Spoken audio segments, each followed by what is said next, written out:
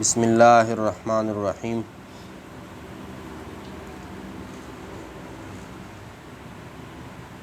عن سفینۃ قال قال رسول اللہ صلی اللہ علیہ وسلم، حضرت سفینہ رضی اللہ تعالی عنہ سے روایت ہے کہ رسول اللہ صلی اللہ علیہ وسلم نے ارشاد فرمایا، خلافۃ النبوۃ ثلاثون سنہ، کہ نبوت کا طور طریقے پر یعنی منہج نبوت پر 30 سال تک کاربند رہیں گے مسلمان، یعنی حکومت کا نظام نبی علیہ الصلاۃ والسلام کے طریقے کے مطابق وہ کتنے سالوں تک چلیں گے؟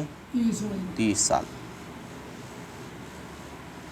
ثم اس کے بعد یؤتی اللہ الملک من یشاء، اللہ جسے چاہے بادشاہت عطا فرما دیں گے، اللہ جسے چاہے بادشاہت عطا۔ اصل میں یہ نبی علیہ الصلاۃ والسلام کی ایک پیشن گوئی تھی جو پوری ہو گئی۔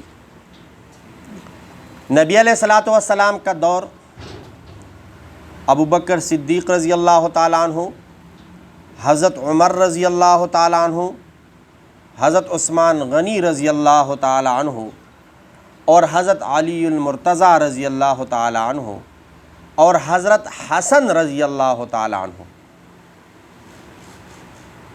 کا جو زمانہ ہے وہ 30 سال ہی ہے۔ کتنے سال ہے؟ 30 سال۔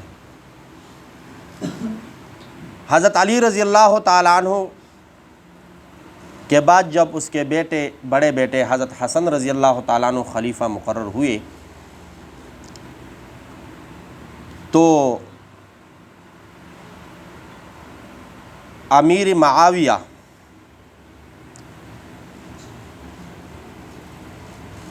جو ان دنوں میں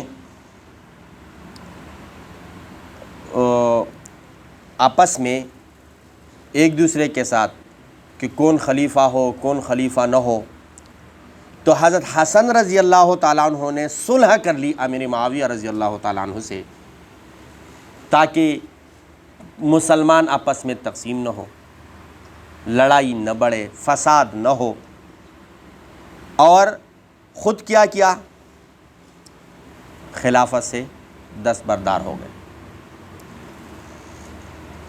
اب یہ زیادہ عرصہ نہیں ہے یہ خلافت، آپ لوگ اکثر تو نے 4 خلیفہ، ہاں کہ یہ 5واں بھی ہے، لیکن کیوں اس کا عرصہ بہت مختصر ہے، آپ یہ سمجھ لیں 3 سے 4 مہینے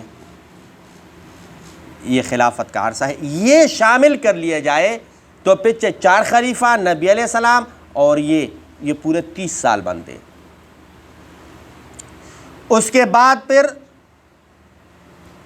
لوگوں نے تبدیلیاں شروع کی اور یہاں تک کہ جو منہج نبوت کے طریقہ کار کے مطابق جو حکومت تھی، نظام حکومت، وہ بادشاہت میں تبدیل ہو گیا۔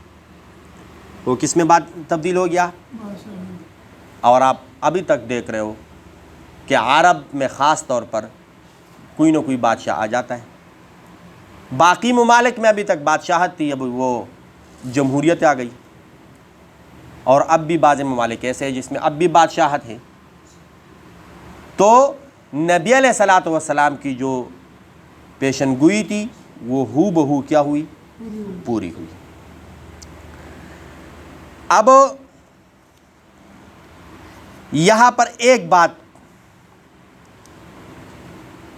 کہ اگر کسی کی اصلاح کرنی ہو، یہ پہلے میں بھی بتا چکا ہوں، دوبارہ بتا دیتا ہوں، تو سب کے سامنے اس کو نہ ٹوکے، والدین اپنے بچوں کو، اساتذہ اپنے شاگردوں کو، یا کوئی بھی عہدے میں بڑا ہے، قد و قامت میں بڑا ہے، اللہ نے اس کو عزت دی ہے، تو وہ اپنے ماتحتوں کو سب کے سامنے بے عزت یا نہ ٹوکے، بے عزت نہ کرے۔ مقصد کیا ہے؟ اصلاح کرنا.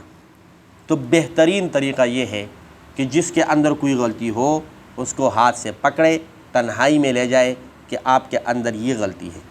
اگر وہ مان لے، تسلیم کر لے اپنی غلطی کو، تو جو مقصد تھا وہ پورا ہو گیا. جو مقصد تھا، مقصد کیا تھا؟ اصلاح کرنا، درستگی کرنا. وہ اس نے اپنی غلطی تسلیم کر لی، اصلاح ہو گئی، دونوں کو ثواب مل جائے گا. اور اگر اس نے غلطی ماننے سے انکار کر دیا کہ یہ تو میری غلطی ہے ہی نہیں، بعد اکڑ جاتے ہیں، تو جو بتانے والا ہے اس نے اپنا فرض پورا کر لیا.